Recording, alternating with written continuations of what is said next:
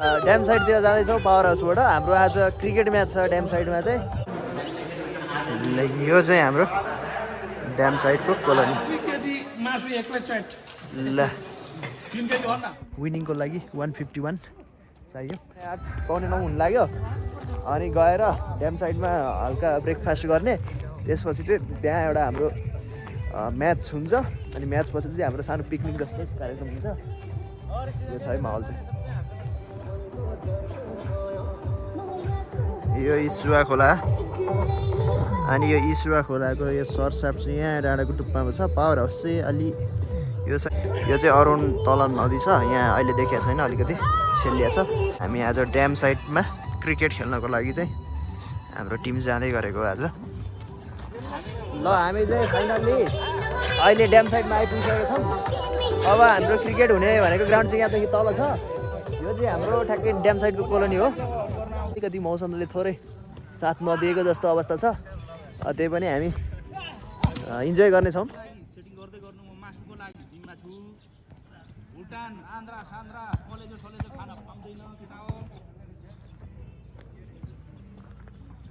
यो चाहिँ हाम्रो ड्याम साइड। हामी ड्याम साइडको कोलोनीमा आइसकेका छौँ। यो पारि देखिएको डाँडा चाहिँ यो हेदाङ्ना हो, हेदाङ्ना गढी।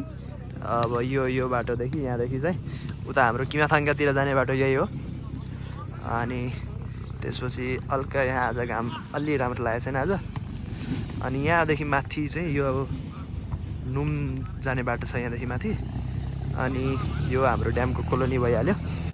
मकालु जान चाहिँ यो डाँडा पारिपट्टिबाट साइडबाट जान्छ। र यहाँ भलिबल गेम पनि हुँदैछ। जस मौसम एकदम चिल छ। अब हामी क्रिकेट खेल्छौँ एकछिनमा। हामीहरूको सोमपाल गेट खेल्यो भने चाहिँ हाम्रो पनि सटरै हो नि त अन्त टर्न जुन आएको छ नि बल खेल 9 बाट आएको छ के 9 को जुन अगाडिको हुन्छ नि त्यो बल काम गर्छ। त्यो जोल चाहिँ पानीको धारले छेक्ने चिजले बल छेक्नु त्यसको पनि। ल हाम्रो अहिले चाहिँ सेकेन्ड इनिङ हुन लागेको छ। फर्स्ट इनिङमा चाहिँ म पनि आफै गेममा भएकोले क्याप्चर गर्न पाएँ होइन। र फर्स्ट इनिङ चाहिँ पावर हाउसले बलिङ गरेको थियो। विनिङको लागि 151 चाहियो। अनि अब सेकेन्ड इनिङ हाम्रो ओपनिङमा सुरेन दाई र रेमनजी हुनुहुन्छ। सेकेन्ड इनिङ स्टार्ट हुन लागिरहेको छ।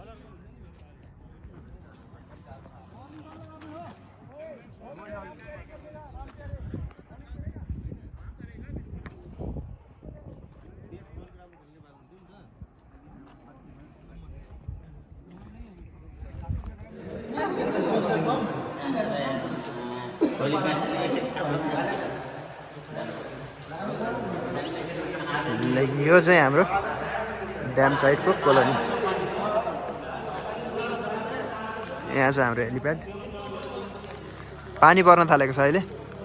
एकदम दामी देखिएछ आज कोलोनीलाई। टक्क पानीले पनि गेम खेलिसकेपछि पानी परेको छ। गेम चाहिँ जस पानी नपर्दै खेलिसक्यो।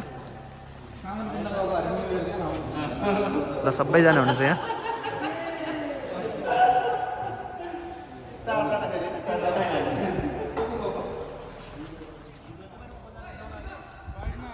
आजको हाम्रो म्याच पछाडिको पोस्ट म्याच पिकनिक अथवा पार्टी जे भने पनि भयो। यहाँ छ ल लगायो ल एकदम चलिरहेछ। खाँदै राख्दै खाने राख्ने कार्यक्रम चलिरहेछ। ल के छ त दाइ, मजा आयो? 2 केजी मासु एक्लै चट। ल 3 केजी भन्न बधाई छ दाइ। ल के छ त, ठिक छ? 2 जना नाम चढा म्यारिजमा।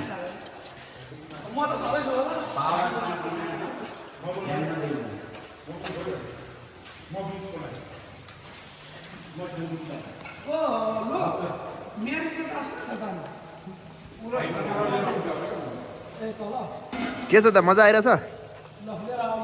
ल रिभ्यू दिनु गयो। रिभ्यू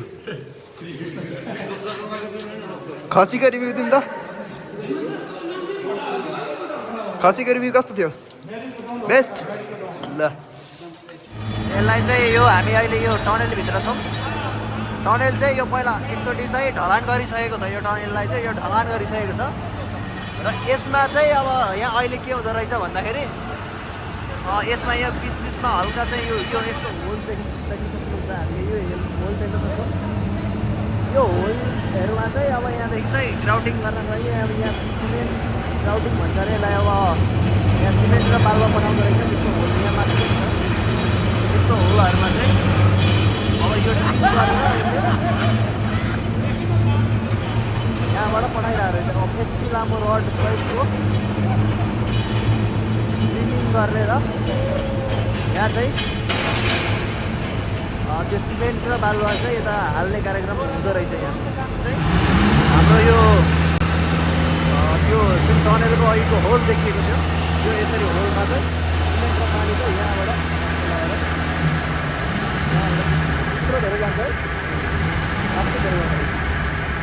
यहाँबाट पम्प गरिदिन्छ, पम्प गरेर यो पाइपको थ्रुबाट सट्ट लगाएर चाहिँ यहाँबाट जाँदो रहेछ।